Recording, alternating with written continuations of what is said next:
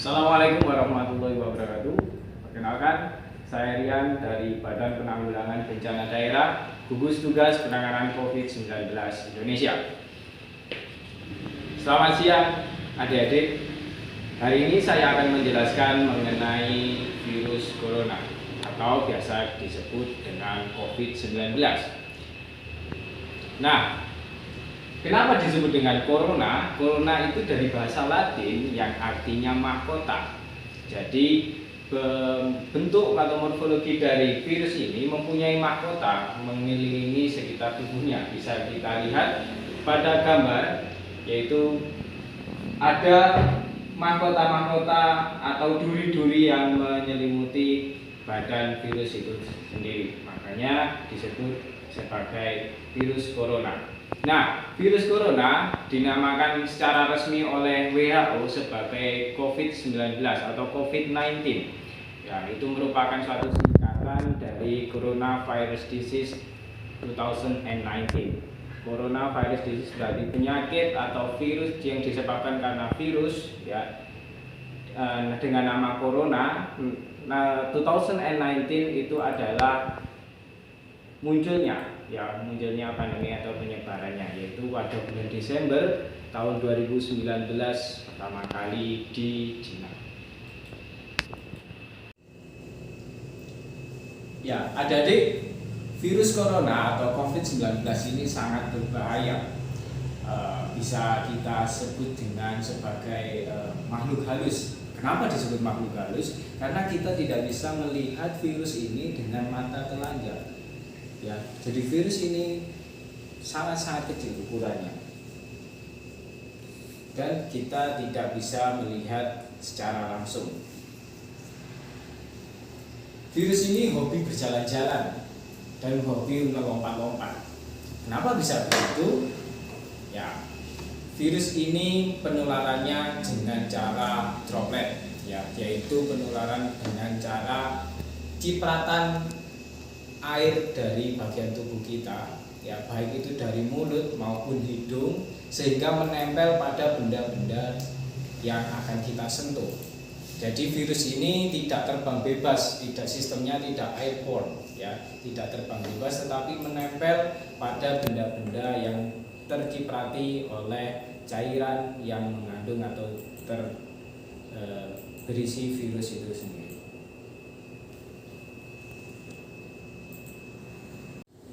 Virus corona menyerang fungsi organ paru-paru kita. Jadi, setelah virus yang menempel pada droplet, virus akan masuk melalui tenggorokan, kemudian menempel ke paru-paru kita. Barulah virus itu bekerja merusak jaringan dan fungsi paru-paru.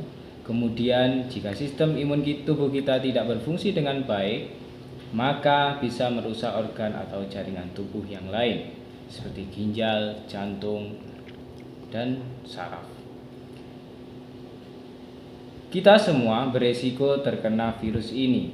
Virus ini tidak mengenal adanya usia ataupun jenis kelamin.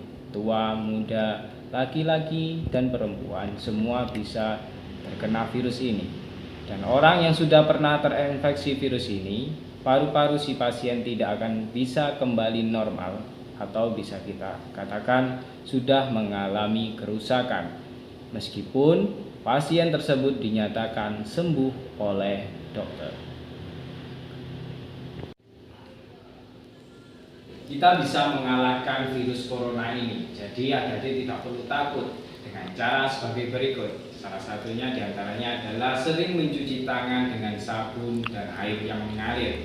Jadi adik-adik jika pergi ke luar ruangan atau beraktivitas di luar ruangan menyentuh benda-benda yang ada di sekitar kita, hendaknya setelah itu kita harus mencuci tangan dengan baik dan benar. Kalau hanya sekedar mencuci tangan saja tidak akan bisa membunuh virus itu. Makanya dianjurkan mencuci tangan dengan sabun dan air yang mengalir. Selain itu kita bisa menggunakan hand sanitizer, ya, yang terdapat di toko-toko bisa kita beli, ya, itu bisa membunuh virus itu sendiri.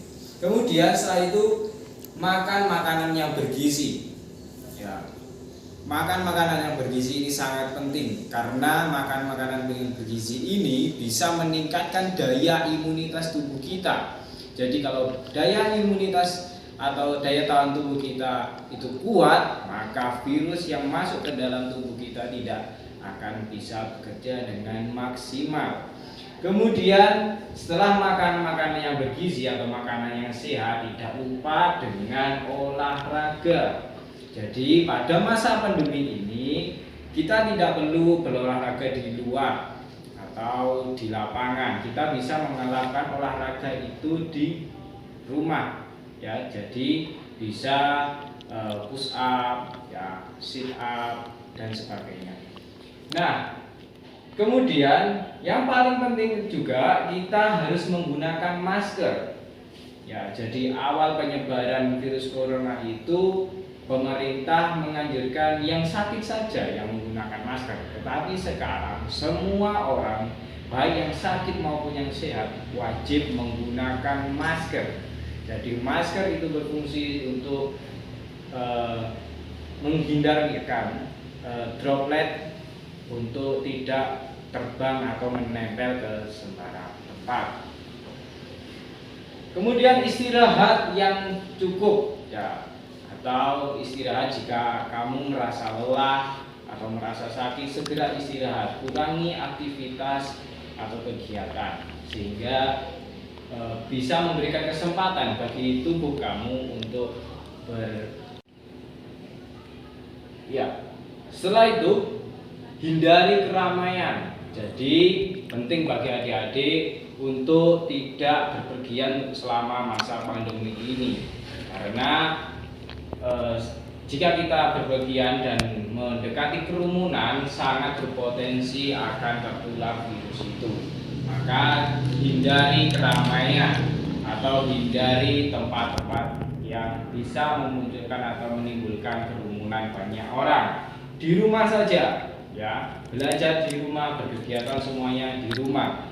Keluar rumah hanya seperlunya saja jika ada kebutuhan atau keperluan yang mendesak. Kemudian ibadah di rumah. Nah, ini salah satu yang paling penting. Kita tidak harus saat ini tidak harus beribadah ke tempat ibadah, ya. Jadi kita bisa ibadah di rumah bersama keluarga kita. Jadi demikian adik-adik penjelasan mengenai apa itu virus corona, bagaimana cara penyebarannya, dan bagaimana cara kita mencegahnya. Jadi tetap selalu stay di rumah, belajar di rumah, jaga kesehatan, selalu beribadah. Sekian dari saya. Wassalamualaikum warahmatullahi wabarakatuh.